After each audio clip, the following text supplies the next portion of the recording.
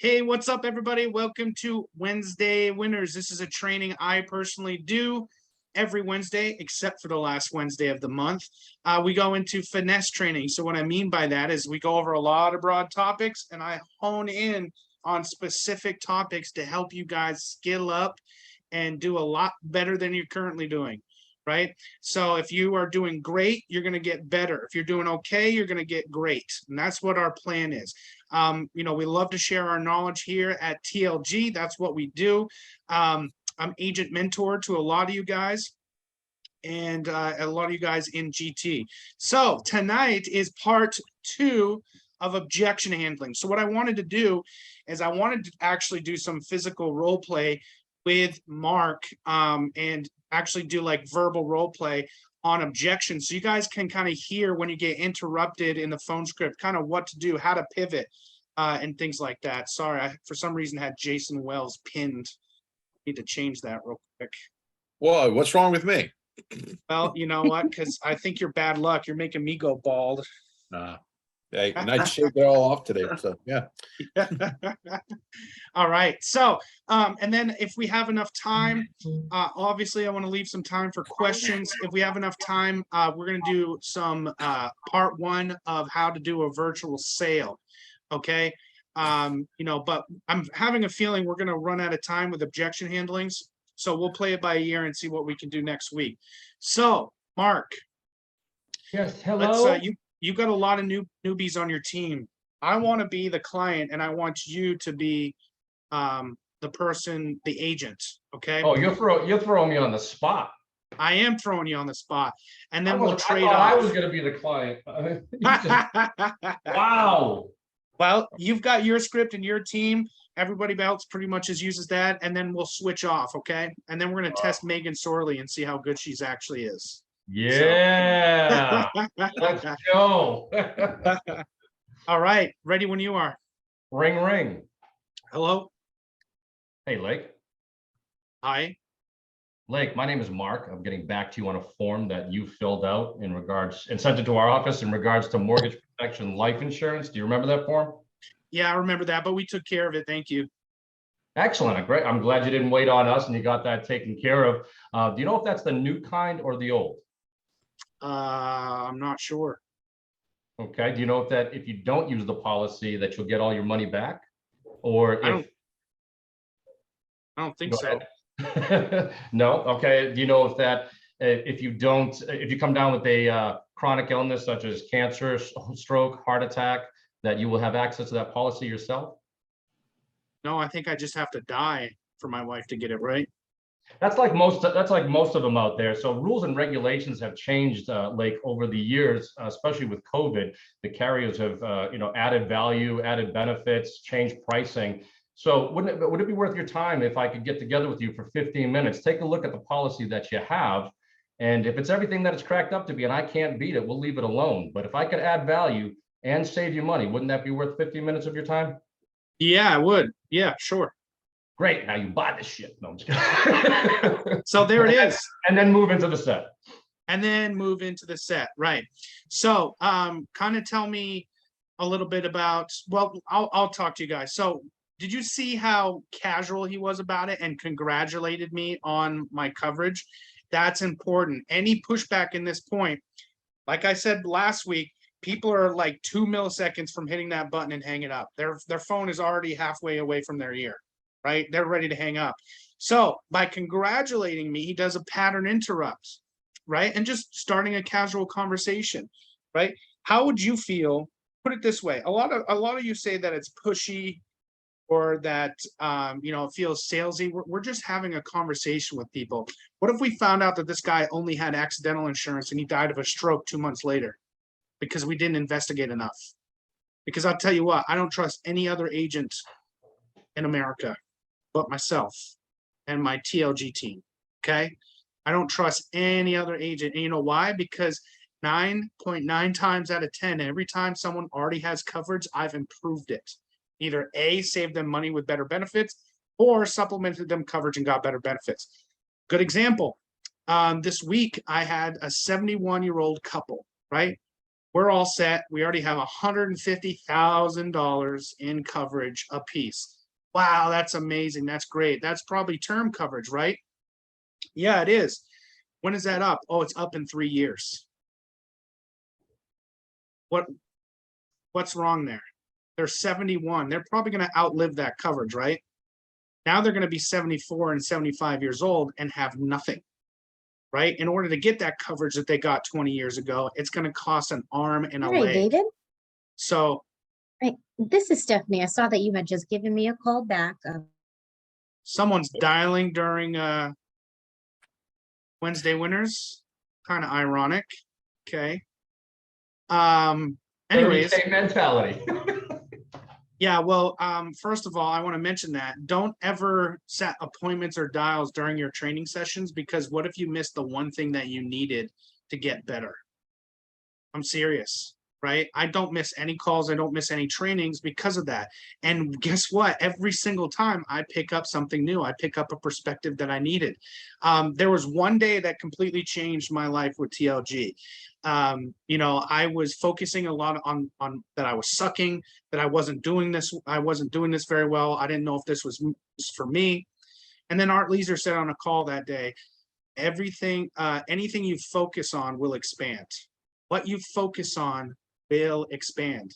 I realized I was focusing on all the negative things, on how I was sucking, instead of just giving myself a break and realizing that I'm learning. And once I did that, boom, I shot up, did 30K, and here I am now. If I would have missed that one call, would I still be here? Right? I don't know. That's a scary question. I'm glad I didn't miss that call, right? So just a little lesson that don't plan to have these as your immovable blocks in your schedule so that you don't miss anything. Where was I? Okay, so yes, you want to do a pattern interrupt. Okay, so Mark did that. Hey, that's great, right? Caught me off guard. Usually they're expecting a retort for you to try to say, well, I can get you this, right? They're expecting a telemarketer to do that. Then he asked pointed questions. Is this the new kind or the old kind? I'm not sure, right? Oh, the new kind allows you to do this. The old kind allows you to do that, right? Just like I showed you in my objection handling charts, flow charts, okay? And then from there, he incentivized the client. Hey, if I can do this, this would be worth it to you, right? That's incentivizing. That gets me on the hook to say, yeah, actually, I would like to get this, okay? So, Mark, ring. Hello. Hey, Mark, I'm Lake. I'm getting back to you from the Mortgage Protection Center on a form you recently sent in. How are you today? I'm doing well. How about yourself? I'm doing good. So you remember that form, right? No. That's okay. You probably had a lot of paperwork during the time of your mortgage. Let me verify some info. This might jog your memory. You're Mark at 123 Main Street, right? Yes. Okay, and your bank is with TD for 150,000. Is that still you? Yes. And it says your birthday is 11/17/1979. Is that still you? Yes. All right, and it says here that you're a non-smoker. Does that ring a bell? No. It doesn't. Okay. Well, this form talks about protecting your home due to death or disability, and you could possibly get all of your money back depending on what you qualify for. That you remember that now, right?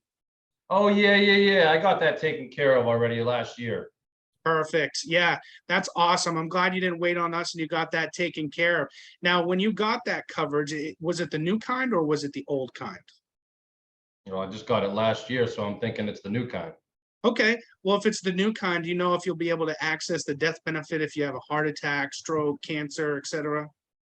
I'm not sure. I'd have to pull out my policy. It's in my safe. The tip, you know, Okay. I don't have access to it right now. Yeah, that's totally fine. I'm not planning on doing anything right now. But hey, Mark, with inflation, with gas prices and everything, glad you got coverage. But if I could save you some money on that policy and give you better or the same benefits, you'd want to know about that, right? Nah, I'm good with what I have, I think. Okay, that's no problem. So you probably want to get off our call list, right, Mark? Yes. Okay, great. So let me ask you a quick question about that.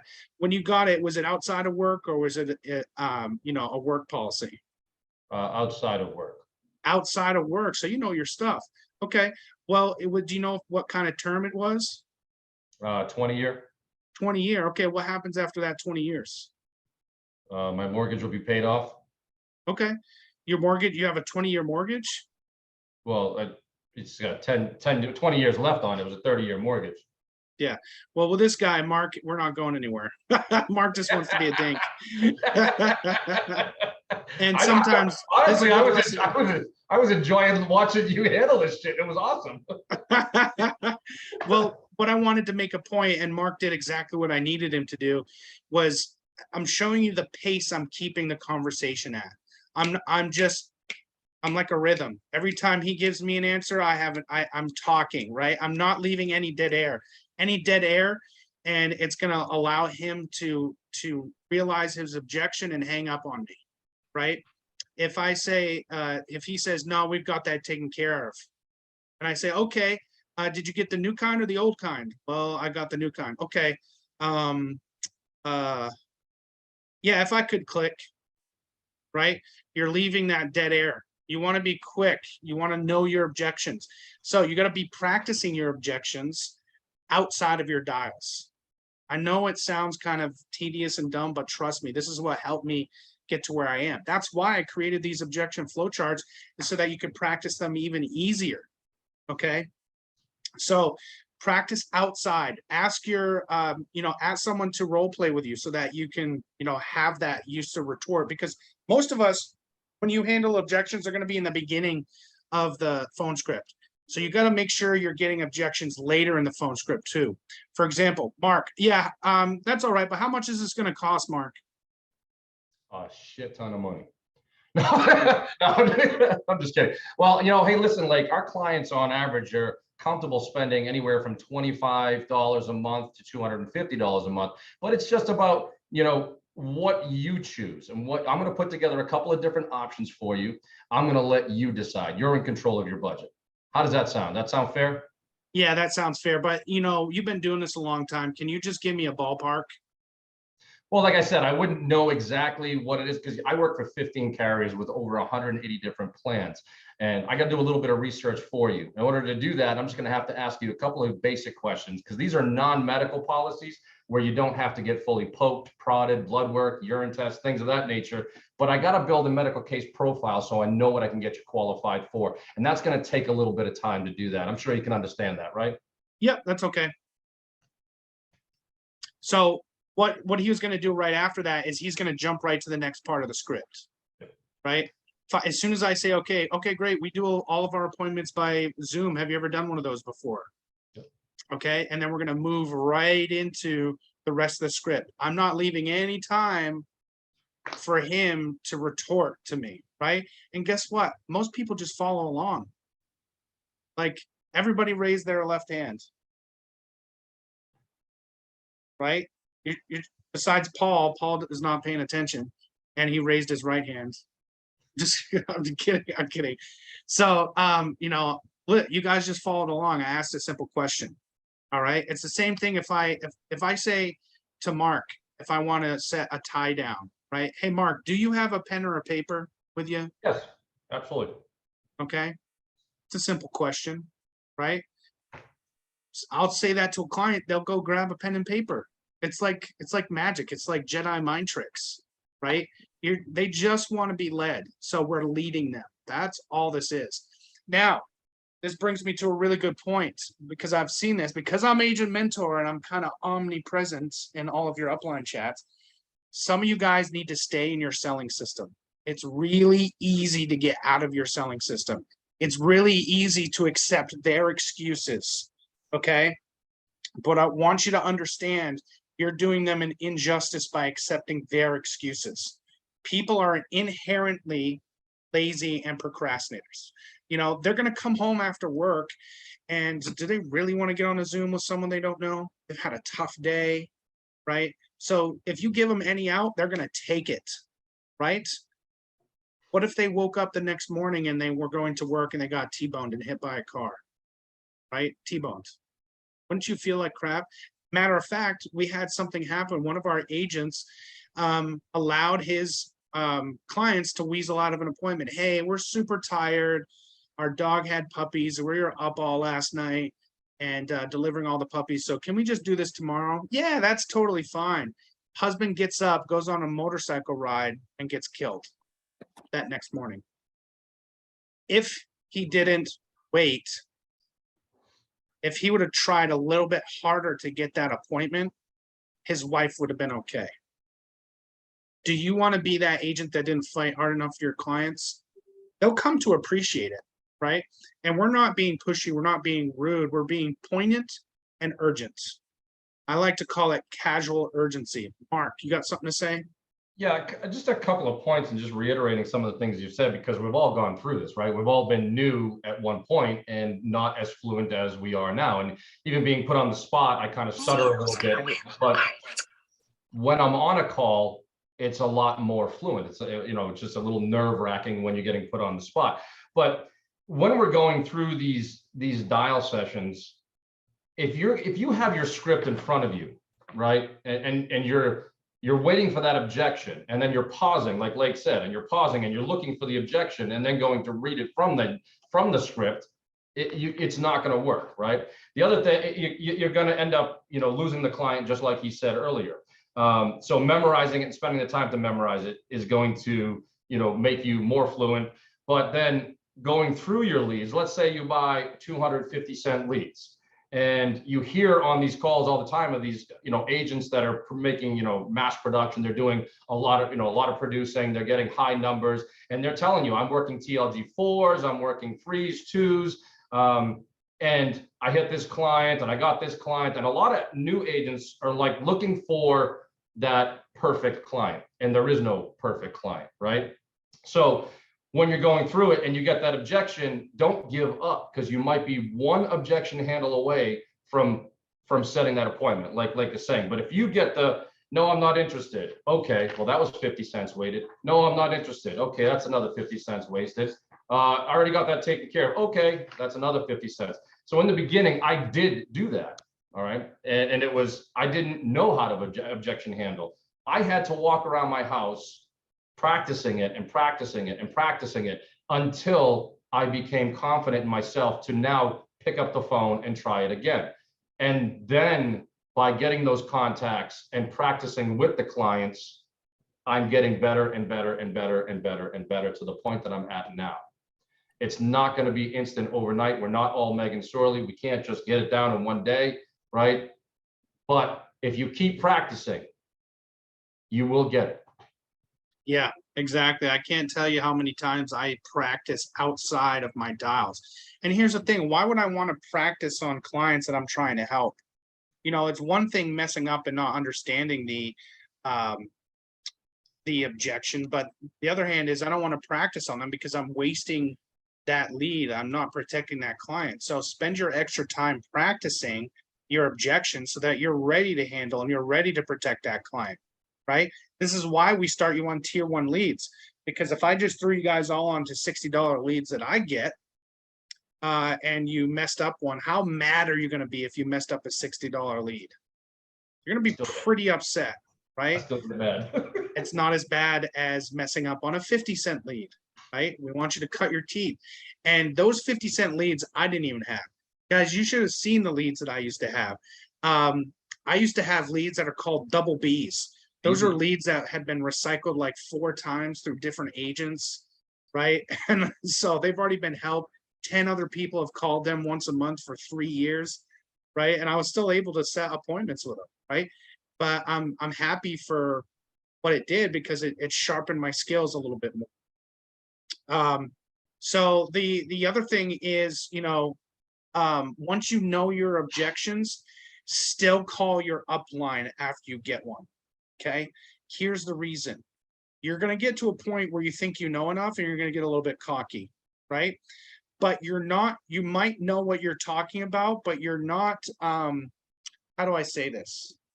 You're not solid enough yet, right? You're still a little rubbery when it comes to keeping that in your head. You don't want to create more bad habits and then go the other way. You're not like, it's not a habit yet. There we go. It's not a habit for you to have those objections flow like Mark and I, right? So we want to make sure you're saying it correctly still so that we can make sure are having the best possible chance at helping those clients. So another one of my personal favorite objections is, Mark, I'm gonna try to set an appointment with you, and that time isn't gonna work, okay? Okay. So, hey, Mark, we do all of our appointments by Zoom. Have you ever done one of those before? Yes. Okay, awesome. What time are you and your wife usually home from work tomorrow night? Well, I work nights, she works days, Mhm. so both of us together. I don't know. I don't know when it would work. Okay. When is your guys' first day off usually? Saturday. Saturday? Okay. And when do you guys usually cross paths during the day? Saturday evenings, somewhere around then. Okay. Now, what time do you get home in the morning from your night shift? Probably about 6, 6. And what time does she leave for work? probably about 7. About 7. Okay. So if I did a 6:15, that would work for you guys, right? I don't know, because I'll be pretty tired when I get home. Hey, I totally get it. I totally get it. You got to have some unwind time, right? How about if I made it a 6:30? Would that give you enough wine time? How long is this going to take? Typically, it takes about 20 minutes to get you all the information and then a little bit extra if you guys have questions. Well, why don't you do this? Why don't you just give me a call at 6:30, and if we can run it, we'll run it. If we can't, we can't. Yeah, so I'm going to put it tentative to make sure that we can get you there. And then you and I will keep in touch. So that's 6:30 a.m. for tomorrow. What's your email, Mark? I'm not giving that now. That's personal. Mark@gmail.com. But you see what I did there? I'm just showing him that I don't work regular business hours. I'm willing to accommodate him and his needs, right? Mark was making it unrealistically tough with an hour's time. Usually you got to follow up with those people, on a Saturday. But I'm going to book a tentative appointment. Okay. A tentative appointment is just as good as a regular committed appointment, right? They may reschedule. What, Mark? I said the other thing is that what I was trying to kind of get you to do is like you set that tentative appointment because you're going to run into clients that are going to be unrealistic and they are not. Oh, you know what? Hey, give me a call. Maybe we will. Maybe we won't. And so what you really got to ask them. I mean, we're not in a customer service business. We're in the customer serving business. They filled out this form. We are here to get them the information. So you just ask them, well, listen, how serious are you? Filled out the form. How serious are you on a scale of 1 to 10 of putting protection in place for your family? Let's get something on the books, and you kind of have to be a little direct that way. Yeah. So typically what you're going to do is by setting that temporary or tentative appointment, you're going to actually say, hey, I'm going to follow up with you tomorrow morning to make sure that time still works for you guys. Okay. About half to about 80% of the time, those people are going to show up, right? They've already got it in place. They're going to make it work. Another good one. Hey, what time are you guys going to get home from work tomorrow night? Tomorrow night's not going to work. Okay. Oh, awesome. Doing anything fun? Yeah, we're taking the kids to ballet practice and soccer practice. Okay, what time do you guys usually get home from that? Oh, we get home around 7. Well, I do have a 7:30 available. That works for you both, right? Yeah, that works. See, I just took that simple objection. They told me tomorrow night's not going to work, and I still set an appointment for tomorrow night. Right? I'm just by talking to them casually like that, I'm still going to get an appointment out of them. That's why I rarely set appointments out more than 24 hours because I'm really good at finding a time that'll work for them, or I'm going to set a tentative appointment. That's all it is, right? And if they reschedule, then great. They're going to reschedule to a better time that works for them, and that means that they're going to take it seriously most of the time. If they get back to you and they want to reschedule, they're usually buyers, right? Because they took it serious enough to reschedule with you. Okay. So that's another good one. What's another one, Mark? We're gonna go back to how much this costs. So yeah, how much is this gonna cost me? Great question. That is a big part of my job. I work with over 180 different policies. So what we do is we're gonna narrow it down to the ones that you qualify for based on your health. And then you pick out of those which one fits your budget. So we do all of our appointments virtually. When are you guys usually home tomorrow? You see, boom, I handled the objection and I moved on, right? Handle the objection and move on. Just flawlessly move right back into your script. That's why Megan is good at what she does so early, because she knows her script that well. How many times have we said that here on Wednesday Winners? Know your script like the back of your hand. Okay, spend that extra time so that you can get that good very quick. Megan did the same exact thing I did in the beginning. You know, the first 2 weeks of my TLG career, all my extra time was spent on my phone script, right? And I hit 20K my very first month. Just because I knew my phone script, just because I called my uplines after every objections, and because I practiced my objections, right? That is half the battle. You can't sell any insurance if you don't have any appointments. I knew that going into it. So I needed to get really good at setting appointments. And then the easy part is just connecting with people and selling, right? Honestly, selling is the easiest part of this because they've already asked for it. They've already asked for the products. So that's a really easy objection to handle on timing and how much it costs. Another way to handle how much it costs, if he says, well, can you just give me a ballpark figure? And I said, yeah, I wish I could, and that would make my job a lot easier. But if I give you the wrong number and it doesn't work out, I don't want you to get mad at me. Plus, sending you 180 different quotes doesn't really make any sense. You'd probably be overwhelmed with that, right? Oh, yeah, that sounds about right. Okay, what time are you guys usually home from work tomorrow? As soon as I handle it, move to the next part of the script. Can't say that enough. So let's go ahead and start opening it up for questions. Those are pretty much the biggest objections you're going to get. I want to hear some objections that you're getting and ask me if you need any help with them, and maybe Mark. Are you letting Megan slide? I thought we were going to Yeah, hear her. I'm going to let Megan slide tonight. All right.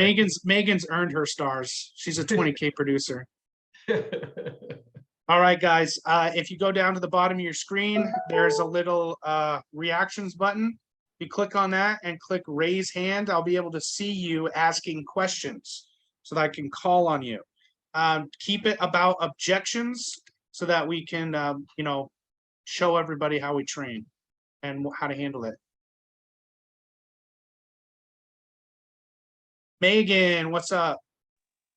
Hey, so I got an objection today. I've gotten this a couple of times, so I thought I'd mention it. The guy today just wanted me to send him the quotes and then call him after. He was dead set against not having a Zoom.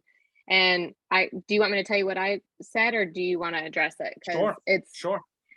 Well, I don't know if I handled it correctly or not, but I mean, he was definitely one of those ones that was trying to control the phone call and control the meeting. So I kind of checked him and I was like, I totally understand that's how you normally do things. I know you want to take a look at it and then you can gather your thoughts and things like that. But this is why we have a meeting, so that I can answer your questions right on the spot. So let's go over the information together. If I send the quotes to your email, they might not make sense if I'm not there to explain them. So let's go ahead and set up a meeting and then we can go over the quotes at that point. But I'd like to get your opinion on that. Did you set it? I did. Okay, so you made it work. So what I would say is, hey, I completely understand. The easiest thing is that you just want quotes. But legally, I have to lay eyes on you to make sure you're not in a wheelchair, you're 800 pounds, and you're smoking while on oxygen, right? I also have to verify your identity. Okay, so that's why we meet with people. I promise I'm not going to waste your time. I'm asking for a sliver of trust here to show you how I can tailor fit your insurance needs to your budget. Okay, so what time are you home from tomorrow night? Boom. Cool. Yep. Mark, you said the same thing about having to lay eyes on them. Yep, that makes total sense. Yeah, I think that's another thing I'll definitely say next time. Yep. And one that Nelson does a lot too is like, sir, it sounds like you've worked with a lot of salespeople in your life. Not really a salesperson. I am a field underwriter. So my job is to make sure we tailor fit it to your needs so that you can make an informed decision on your budget. Okay. You know, not everybody wants to talk to a robot anymore these days, and I don't want to make that happen. You want your answers in real time. So why don't we just do this? Promise I'm not going to waste your time. If you feel like I'm wasting your time, just hang up on me, okay? That'll get them to laugh. Okay. Cool. All right. Great question, Megan. Micho Conahan.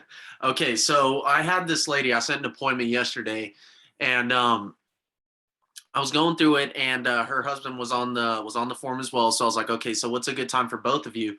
And she was like, oh, he's not going to do it.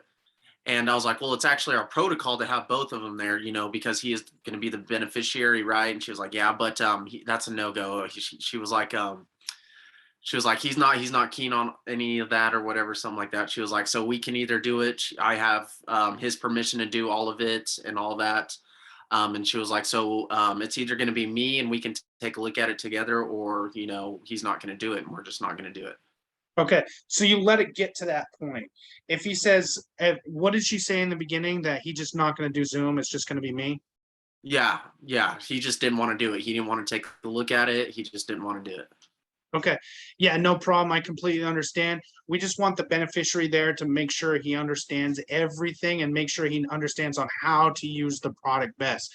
So, you know, he doesn't need to be on camera or anything, but I want him to hear it and make sure that he's involved in the process. Okay. Right? You know, sometimes that's a tough one, you know, because if they're really adamant on not being there, I've dealt with this before, you know, they've got to be, you know, you can't sign for your husband's policy. So I have to have him, right? Tell him I only need him for about 10 minutes to explain it and he can go do what he needs to do. Okay. And then when we're ready to sign, he can sign his. Is that fair enough?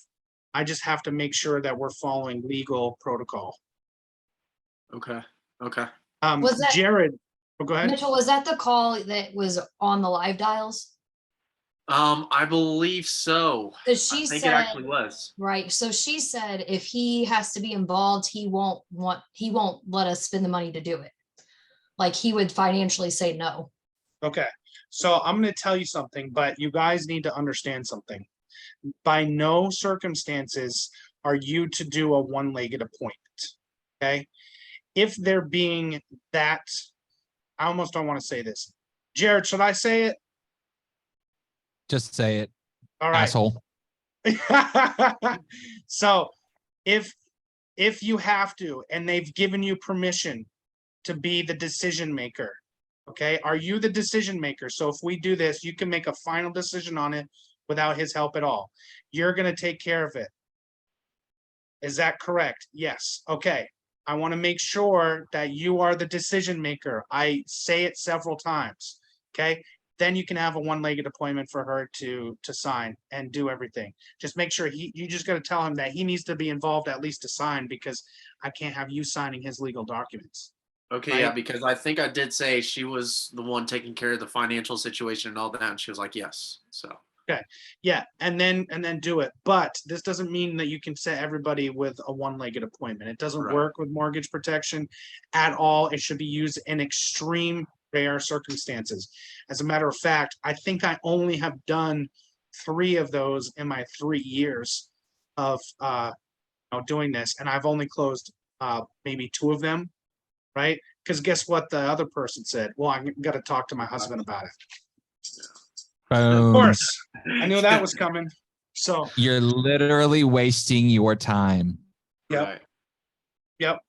So sometimes it works, sometimes it doesn't. So I would, book another appointment really close to that one if that's the situation. Okay. The other thing you can do. And one of the things that I do, Lake, in that situation is, particularly if it's the husband, I try to guilt them into it. You mean to tell me that your husband doesn't care if you're taken care of if something happens to you? Yep. Yep. Guilt them into being there. Mhm. Because as my grandmother would say, your grandfather's the head of the household, but I'm the neck and I can turn the head. I love it. I love it. Just Mark, like it is with the Lyford household. So you guilt them into it so that they have the opportunity to show up. And like, babe, you're showing up to this because if something happens to you, I need to be sure I'm okay. Mm-hmm. Yeah. Right. And get some more shoes. Yes. Can we get a simply the best out of y'all? There we go. Your mics are really good because I didn't hear that much. So that's good. I tried to get her to put her mic up. There it is. Oh, it feels like a Monday right now. Awesome. All right. Thank you for that, Lyfords. Yeah, ma'am. We got Brittany Godwin next. Yes. So I actually got this one today and I've had it in the past before. So I was talking to this lady and she pretty much just said, now's not a good time, call next month. Or I've even had call back next year. What is that one kind of, stumped me a little bit, but Yeah. what is it? Hey, I'm so sorry that you're going through a tough time. When's a better time to catch you? Right? Instead of letting them say next month, you got to be ginger around it. Don't ask, well, what's going on?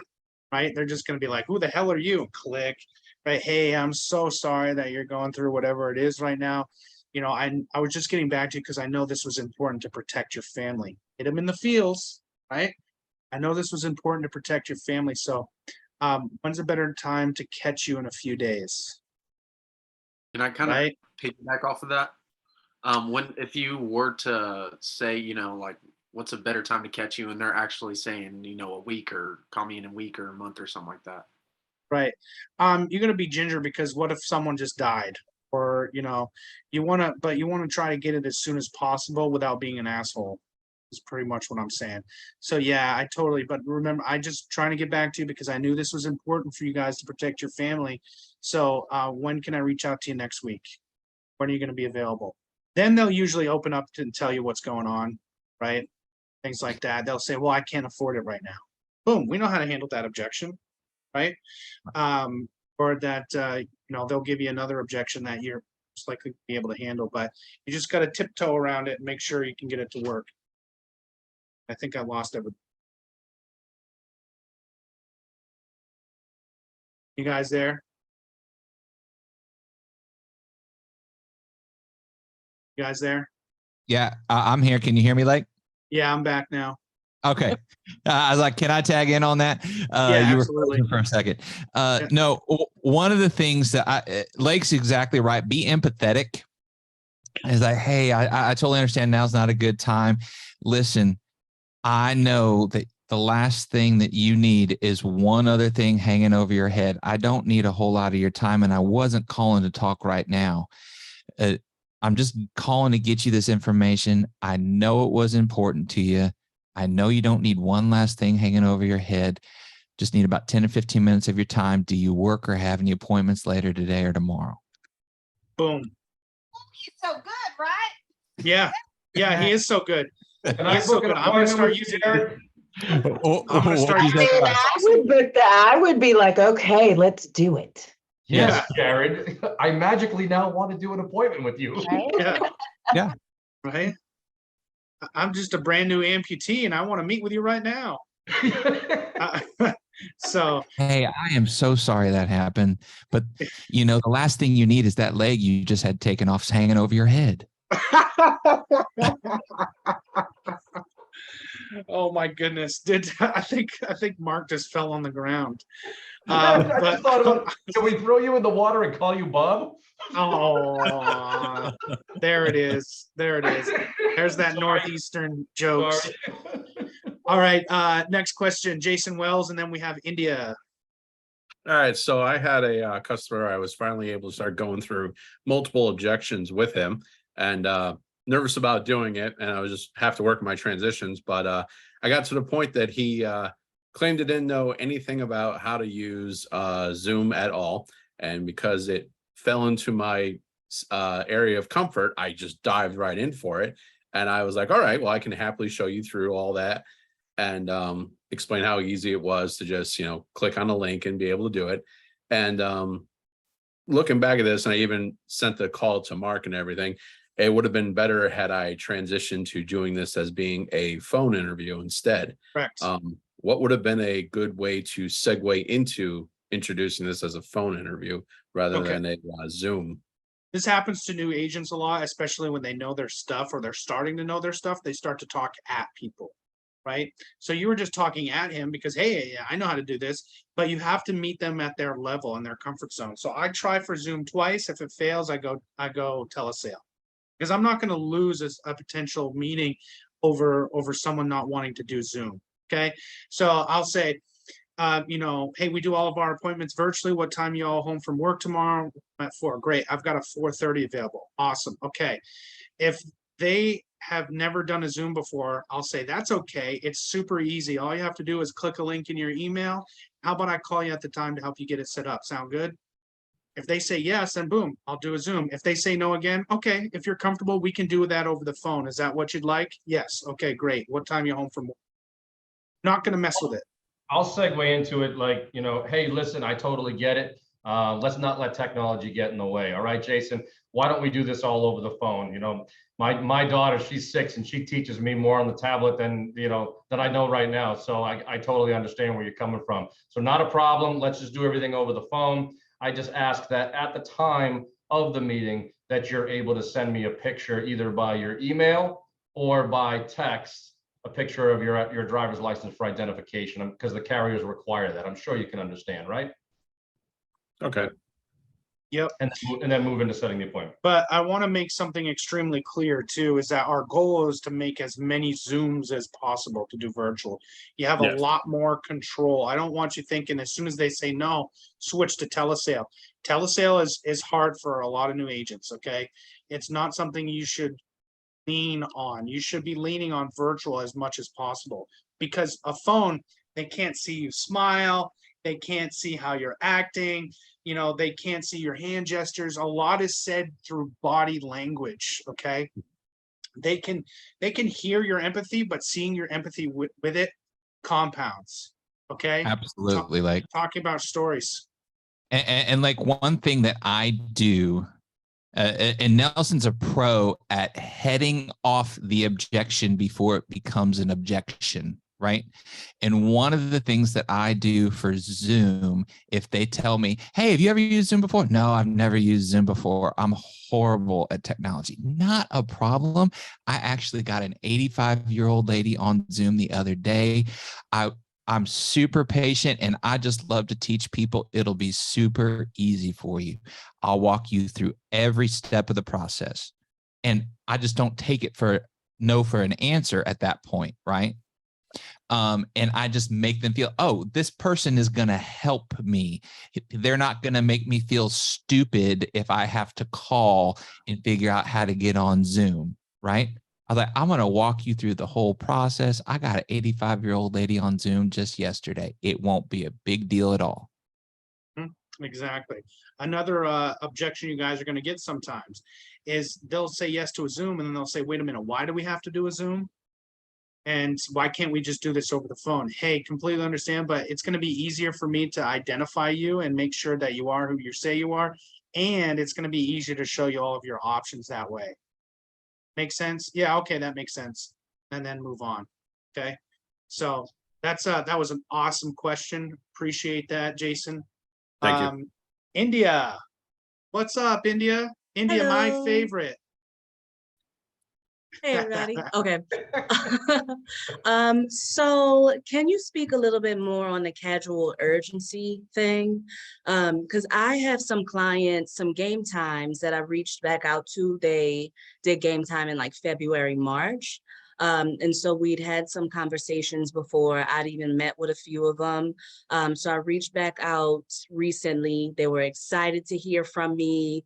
They were like, oh, you know, I was going to call you. I knew this number, but I cannot land them. I can't get them to actually schedule an appointment to do it right now, even though Okay. they want to do it. Here's the biggest trick about sales. Once you build once you build enough rapport, you can say anything with a smile. Okay. You can be really bold. Like, come on, guys. I've been trying to get a hold of you for months. You've been trying to talk with me for months. Don't you have 15 minutes you can carve out for me tomorrow? Well, we don't really. We're doing this. Okay, what are you doing after that? What are you doing after that? You know, just playfully push them and say, because if we keep waiting, it's going to be too late. You're going to be 80 years old and it's going to be way too expensive. Right. And just be fun with it. Be fun with it. But like I said, you can tell someone, you know, you can tell someone they're an asshole if you have a smile on their face and they'll laugh, right? You could tell your best friend that. And if you smile, they think you're joking, but you've built enough rapport that you can be bold. I have the perfect example. I had a game time, not a game time lead. mortgage protection lead. Lady said, no, we don't want to do this. Just send me the quotes. I sent her a VDK. She said, no, we don't want to meet. And I said, listen, I am just asking you for a sliver of trust to show you that I can help tailor fit your needs to your family's needs and your budget. She said, okay, let's talk tomorrow. I was Okay. bold enough to ask her for some trust, right? That got me an Mhm. appointment. All right, Because- so Because a telemarketer is not going to do that. A salesman is not going to do that. He Mhm. generally showed to that client that he cared about their family. I mean, I made a comment to one person, it didn't go over well, but I got really bold. And, I said, hey, listen, I guess I just care more about protecting your wife than you do. I mean, it was really bold and I shouldn't have said it, but at that point he had me so frustrated because he wouldn't set the appointment, but he was staying on the phone. And it didn't make sense. Why you keep engaging with me? If you don't want to do it, then hang up. So what was the catch? What did I have to say? And that was my last ditch effort, but that was getting really bold, but Mhm. it's just what Lake just did is showed that he genuinely cared about this person. And that's where they like, okay, you know what? A telemarketer or a salesman is not going to go to that length. Let me give this guy a shot, see what he has to say. yeah. Jared, you were about to say something? Yeah, I just want everybody to understand the importance of what Lake said about you can smile and say anything to anybody. You can definitely do that on Zoom, but you're like, hey, when I'm booking the appointment, how do they know when I'm smiling? Literally, you can tell when somebody is smiling when you're talking on the phone to them. So smile while you're talking on the phone because they will be able to tell. Mm-hmm. Yes.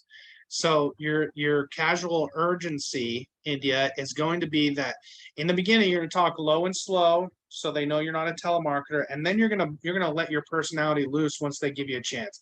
If someone asks me, if I say, "Hey, how you doing today?" "Great, how are you?" Boom, that's the perfect place for me to explode with my personality. Well, it's summer in Maine, so we can't really complain that much, right, Mary? Right? Get them to laugh, right? Mhm. I'm a poet and didn't know it.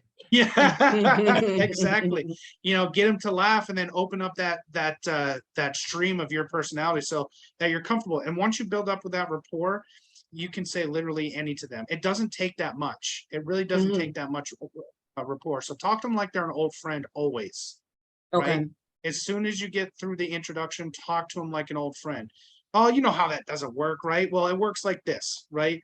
You still want to keep it professional, but you can be casual and urgent. Well, I know this was super important to your family, so when could you guys carve out 15 minutes for me to make sure this isn't hanging over your head? Got it. Right? Thank you. And got it. literally, guys, if you can make somebody laugh while you're on the phone booking the appointment, you have 100% more chance of them showing up. Mm-hmm. That's why Lake says, and remember, my name's Lake, like the body of water.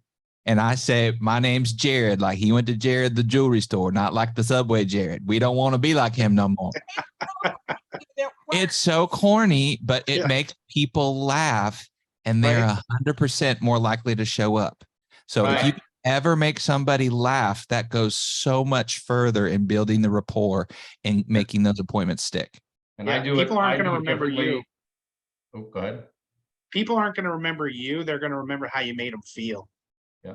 I use a different one. I say, how are you doing? And they say, good, how are you? I say, I'm living the dream. Well, it's more like a nightmare nowadays, but it's still my dream. So when I say it's more like a nightmare nowadays, it opens them up a little bit for conversation. So you can see what, number one, their political standpoint is, if they're going to start griping about the cost of things, and they'll say, I hear you, these gas prices are crazy. And then you just dive into it. So it's just opening it up for conversation because I'm saying I'm living the dream. It's more like a nightmare, but it's my dream nonetheless, and then they get a chuckle out of it, and then they'll start talking. Right. And great ways to build rapport, guys. Oh, is this your first home? Congratulations. That's so awesome. So you guys finally got out of your parents' basement, right? Just make them laugh, right? No, we weren't in our parents' basement. I said, I know, I'm just messing around. I got to have fun somehow, right? And those are little tidbits in your phone script that you can use to open up the conversation, right? So make sure you're paying attention to those things. You don't have to be the most extroverted person in the world. You just have to be curious, right? Be curious about them, be interested about them, and then you can relay about your stuff that relates to them. That's all connection is. Basically, you're finding someone that they have interest in that you can connect with. So then when you connect with it, boom, there's the connection made. There's rapport building right then and there. Every time I do what Jared actually taught me this and made me better in my virtual sales, because I asked the clients, hey, how did you meet? Who said I love you first? Right? In the beginning of my appointments, I'm building that emotional relationship. And I say, okay, how long you guys been together? 41 years and you aren't sick of each other yet? Ha ha ha, right? Well, any tips or tricks for a new guy? I just started last year. Oh, that's awesome. You know, say yes, dear. That's what I hear every time. Say yes, dear. Happy wife, happy life. And I said, well, I'm really having a hard time learning that one. It's been tough. And they said, oh, you'll get it. Right? That's just building that rapport and emotion at the same time. Okay.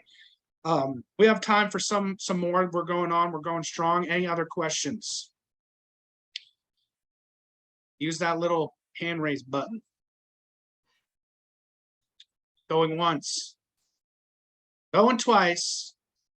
All right. Mark or Jared, do you guys have anything you'd like to add and close out tonight with? I'll let Jared take it away. I love hearing him talk. Well, I'll just say, you know, when it comes to the phone script, you want a repetition is going to make it perfect. Nobody was born with the phone script coming out their mouth, but the more you do it, the better off you're going to be at it. And you're going to make some mistakes, and that's okay. But just like going to the gym and doing reps to get stronger, you have to be doing reps on your phone script to get stronger.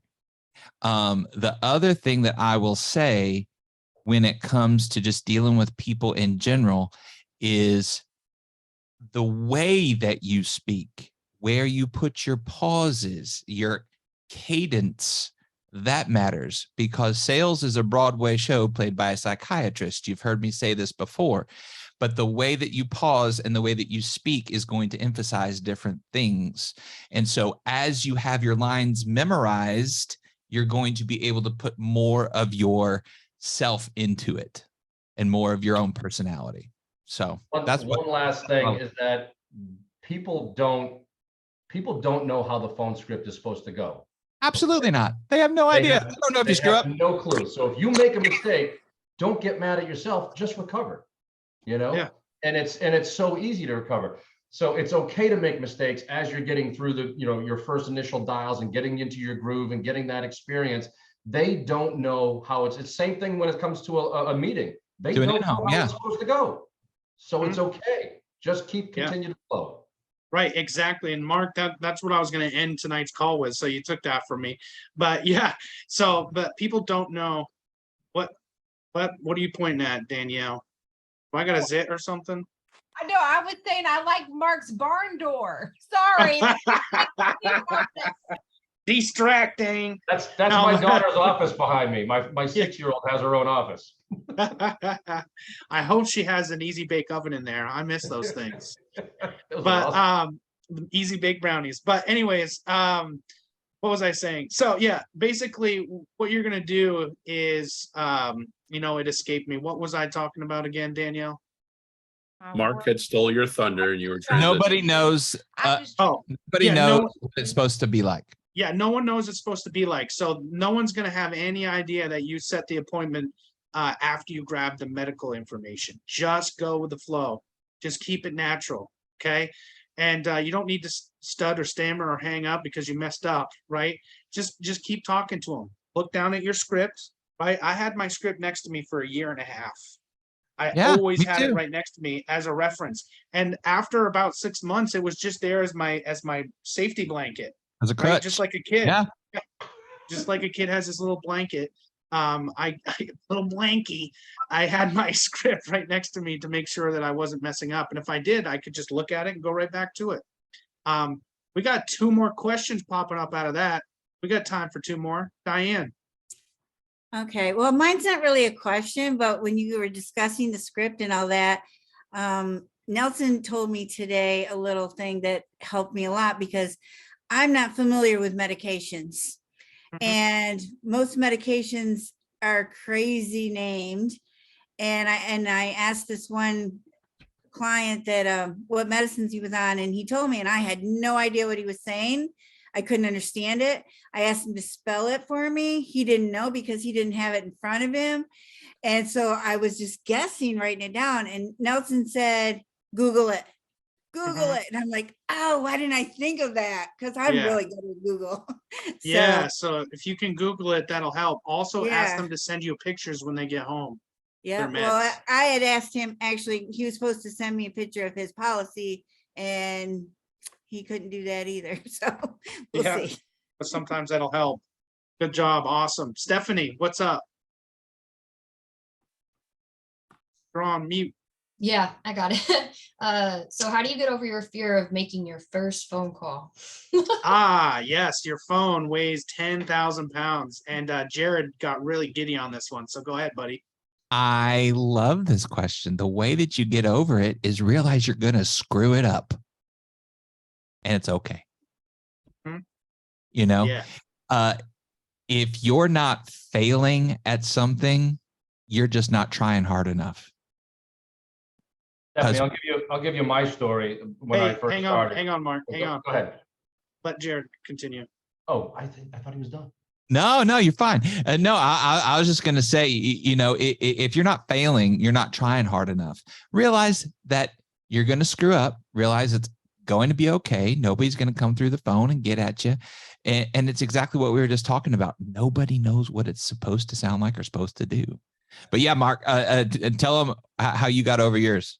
So I walked around for about an hour before I picked up the phone, and then I put it right back down.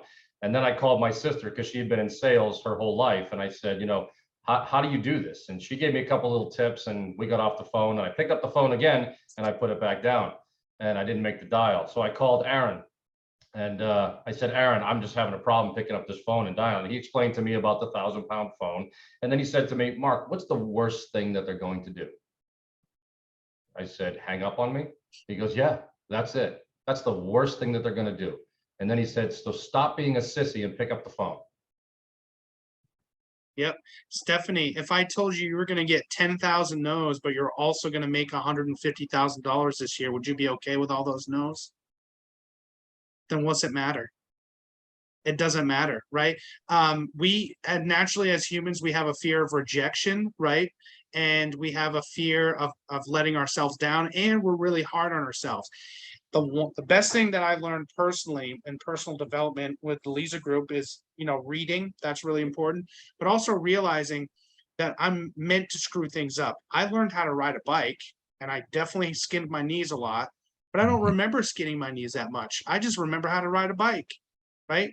So I knew I must have screwed up at some point, right? But you just need that in order to learn a new skill. So I never look at anything negative anymore. If I screw up, great. Now I know how not to do it, right? It's just as valuable as knowing how to do it, right? So now I can stack in my pile of things. Okay, this is how not to do it. Oh, I found one thing that you should do. Oh, this is how not to do it. I found something else, right? And if you could just keep doing that and you're 1% better in your skill every day, you'll be 3.5 times better next year. Absolutely. Yep. And we've got one more with Ruben, and we're going to shut it down for the night. Hello, Nate. Yes, Ruben.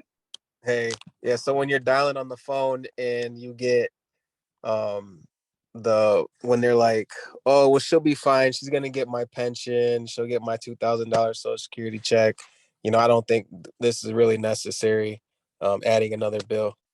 And what's a good comeback to that? I completely understand, but just so you're aware, if you were to get, you know, a heart attack, stroke, or cancer, and that bill is really expensive, you're gonna have to start digging into those retirements, right?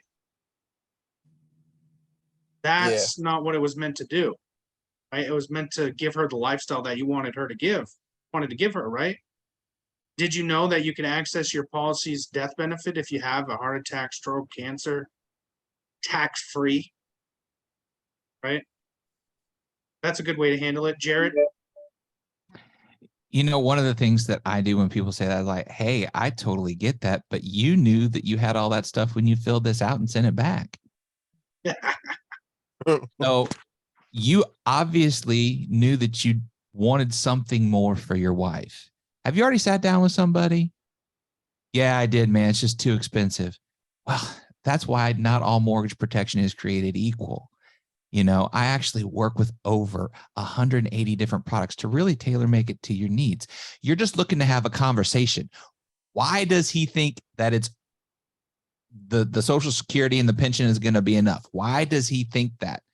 Because he didn't think that when he filled out the lead and sent it in, he was thinking something else. So you just have to get to why he is saying that now. Right. Oh, I like that better because that's not a real objection. That's just pushing you out of the way. Exactly. Right. So we got to get down. We have to investigate a little bit more to get the objection. So awesome, guys. This was a really great session. I'll have it posted up once I get it on YouTube, and I'll send you guys the video. You'll see it in probably either Power to Producer Panels or GT Agency. But you guys are awesome. You guys are all hungry. You guys were here tonight. So we'll catch you next week for Wednesday Winners at 8 p.m. Eastern. Have a good night, y'all. See you. Have a good one. Thank you, Lake. Bye. Love you, Lake. Thanks, Lake. And thanks to Jared and Mark for chiming in. You guys are awesome. Great leaders you guys got there.